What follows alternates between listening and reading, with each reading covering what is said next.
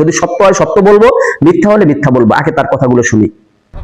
আল্লাহর বান্দাকে দেখলাম রাস্তায় রাস্তায় এখন ঘুরতেছে, যে যাচ্ছে দেখতেছে, হুজুর বলতেছে, হুজুর আপনি এত বড় বক্তা, বউকে তালাক দিলেন। এই তালাক তালাক শব্দ শুনে আল্লাহর বান্দা এখন কেমন জানি হয়ে গেছে।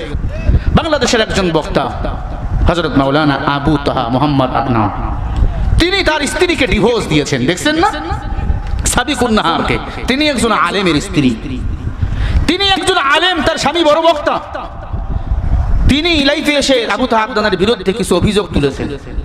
আমি এই কথাটা গতকালকে কুড়িগ্রামে বলেছিলাম, আজও বলে দিয়ে যায়। স্বামী স্ত্রী ঝগড়া লাগে কি লাগে না বলেন? তার মানে চেয়ারম্যান সাহেবকে গিয়ে বিচার দেওয়া লাগবে, মিডিয়া এসে বলতে হবে স্বামী স্ত্রী দ্বন্দ্ব হয়েছে, আজ না হোক কাল অবশ্যই সমাধান হবে। স্বামী স্ত্রী ঝগড়া হয়েছে, রাতের বেলা ঘুম পারবেন, সকাল উঠা সব ঝগড়াগুলো ভুলে যেতে হবে। এর নাম সম্পর্ক। আবু তাহা আদনানের স্ত্রী তার বিরুদ্ধে ফেসবুকে এসে যা তা বলেছে। আবু তাহা আদনান এই রাগে ক্ষোভে স্ত্রীকে ডিভোর্স দিয়েছে।